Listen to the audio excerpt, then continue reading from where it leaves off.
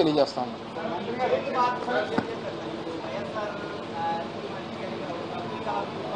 Abdul Kalam view point అనేటువంటిది నాకు తెలిసి అబ్దుల్ కలాం వ్యూ పాయింట్ అనేటువంటిది నాకు తెలిసి ఎప్పుడు లేదు.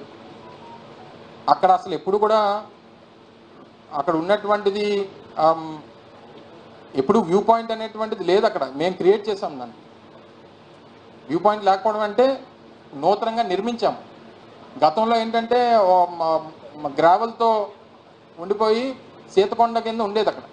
మరి అబ్దుల్ కలాం అనేటువంటి వ్యూ పాయింట్ ఈ సోషల్ మీడియా వచ్చిన తర్వాత దాన్ని క్రియేట్ చేసి పెట్టి దాన్ని సర్క్యులేట్ చేసి దాన్ని అలా క్రియేట్ చేశారు తప్ప నాకు తెలిసి అయితే మీకు తెలుసు కానీ నాకు తెలుసు కానీ ఎప్పుడూ లేదు అక్కడ. సరే ఇప్పుడు ఏం తీసుకున్నా ఏం చేసినా దాన్ని అలాగే కృష్ణా జిల్లాకి ఎన్టీ రామారావు గారి పేరు పెట్టాం, తీసేయమనండి. కృష్ణా జిల్లాకి ఎన్టీ రామారావు గారి పేరు పెట్టాం కదా, ఎన్టీఆర్ జిల్లాగా నామకరణం చేసి మార్చేమనండి. అందుకనే చెప్తున్నాం బాబు, మేము ఇప్పుడు ఉన్నటువంటి ప్రతి నిర్ణయాల్లో కొన్ని మంచి ఉన్నాయి, ప్రజల దృష్టిలో కొన్ని చెడు ఉన్నాయి. వీటన్నిటికీ సంబంధించినటువంటి ఫలితాలు వచ్చాయి. సో దీన్ని ఏ రకంగా సమీక్షించుకోవాలనేటువంటి సమీక్షించుకుంటాం.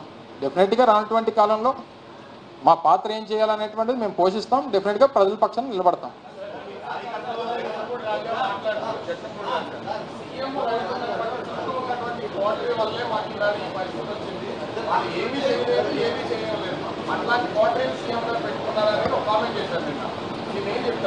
అది వారి వ్యక్తిగతమైనటువంటి అభిప్రాయం. అది అందరిలో ఉందా లేదా వారిలోనే ఉందా ఎవరిలో ఉందా అనేటువంటిది మేము మళ్ళీ చర్చ చేసుకున్నప్పుడు జరుగుతుంది. సహజంగా అంటే తను తాలూకు అభిప్రాయాన్ని మీడియా ముందు నేను మాట్లాడినటువంటి సందర్భాలు చూసాం. సో దీని మీద ఏ రకంగా ఏం జరిగింది ఎలా జరిగింది అనేటువంటిది డెఫినెట్గా పార్టీలో కూర్చున్నప్పుడు చర్చ జరుగుతుంది. అది వారి అభిప్రాయమా, ఇంకా కొంతమంది ఉన్నారా, లేకపోతే ఇంకా ఎక్కువ మంది ఉన్నారా, లేకపోతే మెజారిటీ అదే అనుకుంటున్నారా అనేటువంటిది చర్చ జరిగినప్పుడు ఇంటర్నల్గా మనం తీసుకోవాల్సినటువంటి ఆ ఆలోచనల్ని ముఖ్యమంత్రి గారి జగన్మోహన్ రెడ్డి గారి దృష్టికి తీసుకుని వెళ్ళి పెట్టేటువంటి ప్రయత్నం చేస్తాం. డెఫినెట్గా అది మళ్ళీ జరగకుండా చూసుకునేటువంటి బాధ్యత వారు తీసుకుంటారని చెప్పి నమ్ముతా ఉన్నాం.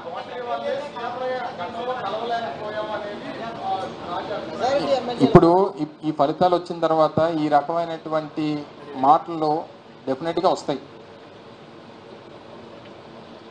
ఈ పరిస్థితుల్లో ఇప్పుడు ఉన్నటువంటి ఫలితాన్ని చూసిన తర్వాత ఇందాక ఎవరో ఇక్కడి నుంచి నేను మాట్లాడుతున్నప్పుడు అన్నారు వాలంటీర్లు కూడా యాక్సెప్ట్ చేయలేదు కదా అని చెప్పి. ఒకసారి ఈ ఫలితాలు వచ్చిన తర్వాత అందరికీ చులకన. సో ఈ పరిస్థితుల్లో వచ్చినటువంటి దానికి ఏంటి కారణం ఏంటి అనేటువంటిది మాకు సమీక్షించుకునే జరిగి 48 గంటలైంది.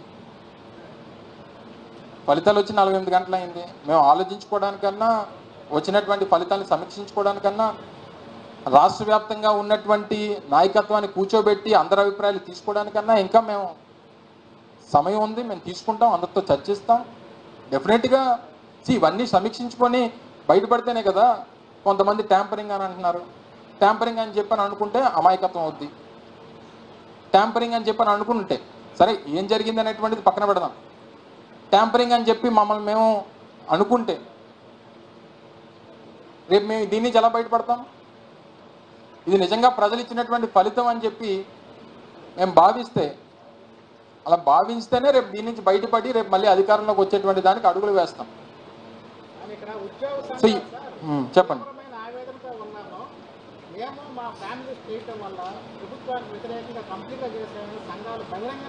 సరే ఇప్పుడు ప్రతిదీ ఇప్పుడు మేము పథకాలు ఇచ్చినటువంటి వారు లేదా పథకాలు తీసుకున్నటువంటి వారు లేదా ఇళ్ల పట్టాలు ఇచ్చినటువంటి వారు వివిధ సంక్షేమ కార్యక్రమాలు ఇచ్చినటువంటి వారు ఏది చేసినా వచ్చినటువంటి ఫలితాన్ని తర్వాత దీన్ని క్లెయిమ్ చేసుకుని మా వల్ల మీరు ఓడిపోయారు అనేటువంటి ప్రతి ఒక్కరు చెప్తారు.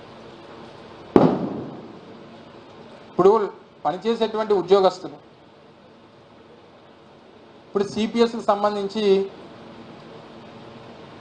ఒక ఆల్టర్నేటివ్ని మేము ప్రభుత్వంలో ఉన్నప్పుడు ఒక ఆల్టర్నేటివ్ చూపించాం. దాన్ని వారు యాక్సెప్ట్ చేయలేదు. సరే కొత్తగా ఏర్పడినటువంటి ప్రభుత్వం నిన్న పవన్ కళ్యాణ్ గారు మాట్లాడుతూ సంవత్సరంలో దానికి పాత పెన్షన్ విధానం తీసుకొస్తాం. సరే ఓన్లే ఆయన నాకు అర్థమైంది చెప్తున్నాను, నువ్వేం కరెక్షన్ ఉన్న తర్వాత చెద్దు కానీ ఇప్పుడు అంతా మీదే రాజ్యం, ఇంకేంటి నువ్వు ఎలా చెప్తాను చేస్తాను. అదే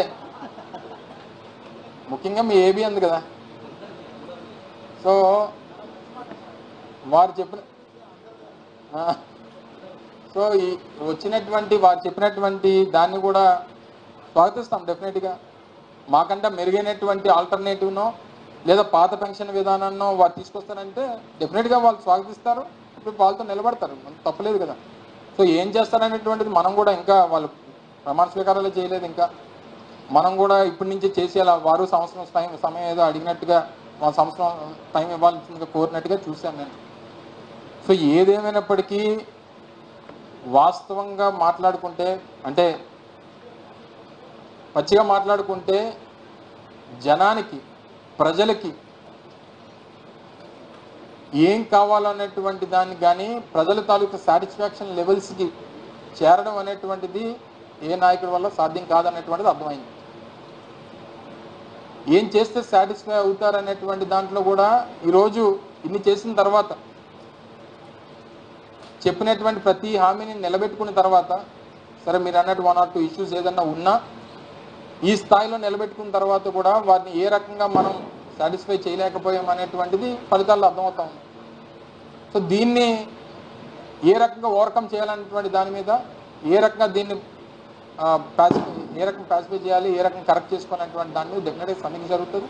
అది గవర్నమెంట్ ఉద్యోగస్తుల లేకపోతే ఇంకొక వర్గం అనేటువంటిది డెఫినెట్గా దీని మీద అందరూ కలిసి మాట్లాడుకొని నిర్ణయాలు తీసుకుంటాం.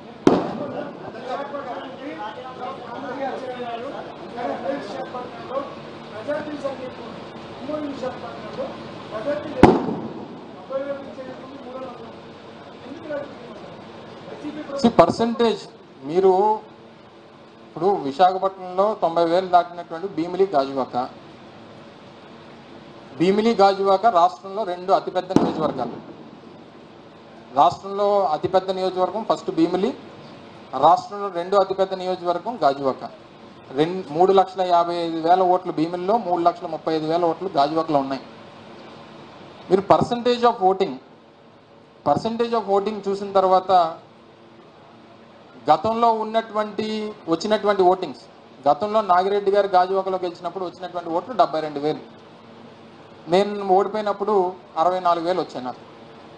సో గతం కన్నా ఒక 8,000 ఓట్లు వైఎస్ఆర్ కాంగ్రెస్ పార్టీకి నష్టం కలిగింది.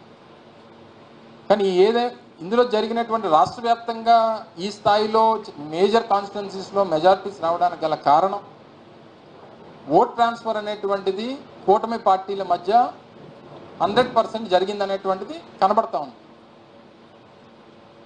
అంటే ఏ రాజకీయ పార్టీ పోటీ చేసినా వారితో కలిసి ఉన్నటువంటి మిగిలినటువంటి 2 రాజకీయ పార్టీలకు సంబంధించినటువంటి ఓట్ ట్రాన్స్ఫర్ అనేటువంటిది 100% మరి జరిగింది. సో సహజంగా ఏమనుకుంటాం, నా సామాజిక వర్గానికి చెందినటువంటివో లేదా నా ప్రాంతానికి సంబంధించినటువంటివో లేకపోతే నా వర్గానికి సంబంధించినటువంటి ఓట్లో కనీసం ఆ పార్టీ పోటీ చేయట్లేదు కాబట్టి ఆ పార్టీ నుంచి కొంతనే నాకు వస్తుందని చెప్పి ఆశించినటువంటి వారు చాలామంది ఉన్నారు రాష్ట్రంలో. అంటే మా పార్టీ తరఫు నుంచి పోటీ చేసినటువంటి వారు, ఇంక్లూడింగ్ నాతో సహా. ఆ ఓట్ ట్రాన్స్ఫర్ అనేది గతంలో 56,000 పల్లా శ్రీనివాస్ గారికి 2019లో వచ్చాయి, 58,000 ఓట్లు పవన్ కళ్యాణ్ గారికి వచ్చాయి. ఇవి 2 కలిపితే దాదాపు 1,20,000 ఓట్లు. 100% ఓట్ ట్రాన్స్ఫర్ అనేటువంటి